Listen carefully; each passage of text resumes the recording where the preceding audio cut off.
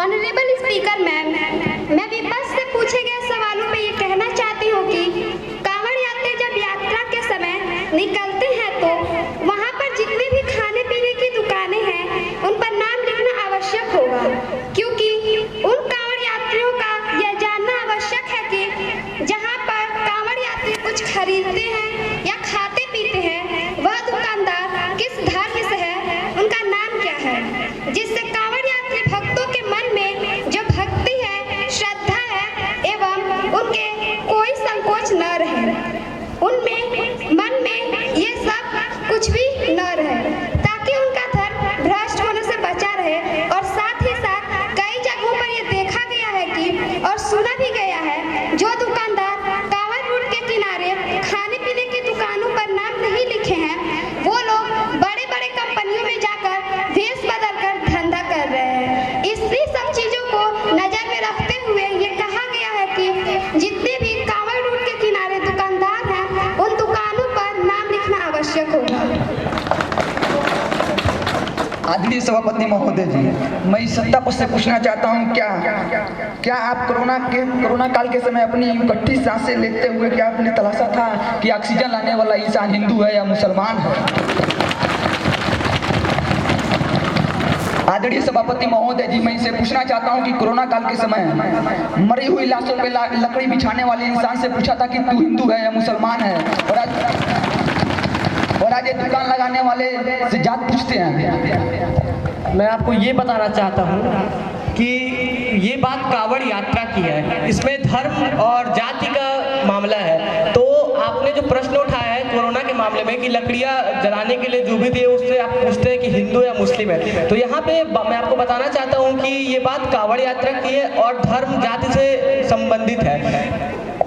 उस समय तो पूरे भारत की बात थी, तो आपने कुछ नहीं कहा। उस समय पूरे भारत के लोग की जान खतरे में थी, तो आपने कुछ नहीं बोला। और 1 महीने के सावन के लिए आप दुकान पे नाम लिखवाना बोल रहे हैं।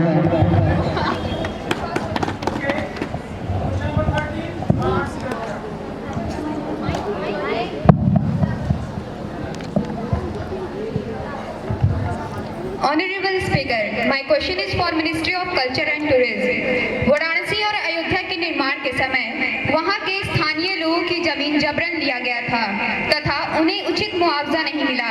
यह बहुत गलत कार्य हुआ उन गरीबों के साथ। हम इसकी आलोचना करते हैं, इस पर आपका क्या विचार है? My question is for Ministry of Culture and Tourism. The Honorable Speaker, ma'am, I want to answer the question asked by the opposition.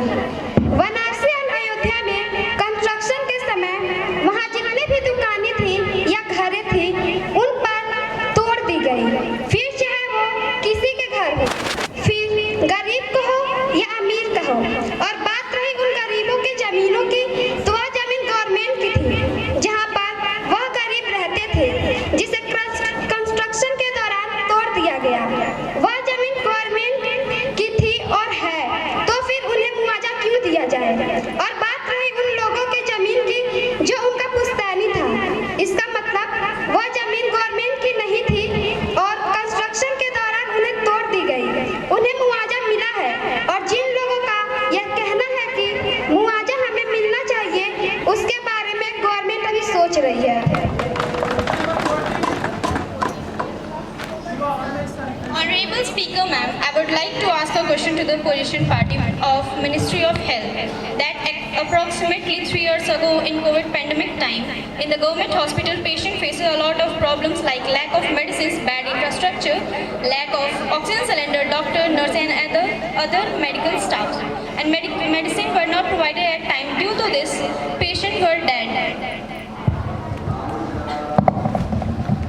आदरणीय सभासद महोदया, जैसे कि इन्होंने मुझसे प्रश्न पूछा, मैं इनके प्रश्नों का उत्तर देना चाहती हूँ। ऐसा नहीं है कि जब हम सत्ता में आए तब स्वास्थ्य सप्लाइयों की कमी हुई। जब आप सत्ता में थे तो इससे भी बदतर हालत थी। अभी तो हमें सत्ता में आए सिर्फ 10 साल हुआ है और हमने बहुत सुधार किया है। इस सिचुएशन के सुधार में एजुकेशन का भी बहुत बड़ा हाथ है। इन्होंने अच्छे मेडिकल कॉलेजेस खोले हैं जिससे अच्छे डॉक्टर्स आए हैं और अभी भी मेडिकल कॉलेजेस खुल रहे हैं और हम वादा करते हैं कि अच्छे डॉक्टर्स आएंगे, अच्छे स्वास्थ्य सप्लाईज होंगे और भारत में अच्छी स्वास्थ्य व्यवस्था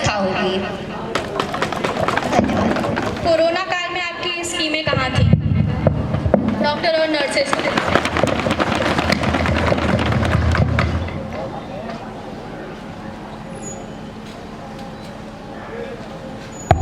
वो एक पैंडेमिक था जो अचानक से आया था। और रही बात डॉक्टर्स और नर्सेस कहाँ थे, वहाँ पे जो बच्चे मेडिकल कॉलेजेस में थे उनको भी वहाँ पे लाया गया था ताकि वो सीख सके और हेल्प कर सके। फिर भी बहुत ही कमी हुई थी डॉक्टर और मेडिकल स्टाफ्स की। क्यों?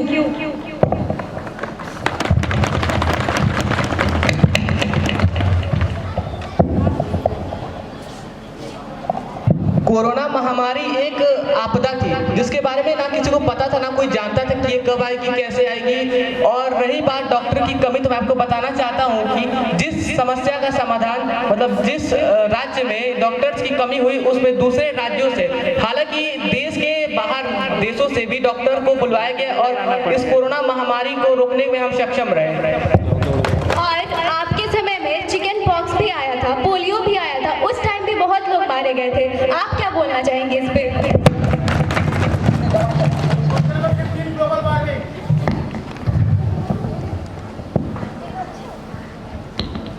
We know that by the global warming was created too much issues all over the world, like ozone layer is damages, and by the global warming glaciers that get melted on the earth and fall into the sea or ocean, and by this sea level is increased. So I want to know that, Honorable Speaker, through you, that what education and awareness programs is the government implementing to engage citizens in the climate action? ये बात सही है कि global warming day to day बढ़ती जा रही है और इसके लिए जब भी भारत को बड़े मंचों पे आने के आया तो उस पर ग्लोबल वार्मिंग को लेकर अपने मुद्दे सामने रखे। जैसे कि जब सितंबर 2023 में G20 का समिट हुआ था तो उस समय इंडिया ने क्लाइमेट चेंज के ऊपर भी बहस रखी थी और उस पर कई सारे मुद्दे रखे थे उसके बिहाफ पे। साथ ही साथ देखा जाए तो पेरिस एग्रीमेंट इंडिया साइन किया था 2016 में। 2016 पेरिस एग्रीमेंट ये था कि सब 195 कंट्रीज वहाँ पे इकट्ठे हुए थे और वो साइन किए थे कि ग्लोबल वार्मिंग को हम लोग लेके डील करेंगे। हालांकि ये रुक नहीं सकता, स्टॉप नहीं कर सकते इसको, लेकिन इसको डिक्रीज किया जा सकता है। तो इसमें इंडिया ने अपने एनडीसी को सबमिट किया था। एनडीसी मीन्स होता है कि नेशनल डिटरमाइंड कंट्रीब्यूशन, यानी कि कोई देश अपना क्या एम रख रहा है 5 साल के लिए उसको कम करने के लिए, यही नेशनल डिटरमाइंड कंट्रीब्यूशन। तो इंडिया का जो सेट किया था वो एनडीसी वो कुछ इस प्रकार से था कि reduce the emission intensity of its GDP by 33 to 35% from 2005 level to by 2030। यानी कहने का मतलब यही था कि हम लोग जो है वो 33 से 35% जो इमिशन इंटेंसिटी है यानी जो green house effect green house gases है उनको कम करेंगे। साथ ही साथ अगर देखा जाए तो इसको रेगुलेट करने के लिए इंडियन गवर्नमेंट ने कई सारे प्रोग्राम लगाए थे, चालू किए, जैसे कि international solar alliance 2015, national solar mission 2015, Ujjwala scheme 2015, fame 2015, NCEF जो कि नेशनल क्लीन एनर्जी फंड है, साथ साथ national green hydrogen mission 2023, PM कुसुम स्कीम 2019, स्वच्छ Bharat mission 2014, national adaptation fund for climate change 2015, national biofuel policy 2018 and forest and wild life conservation mission life, ये भी 2022 में लाया गया था।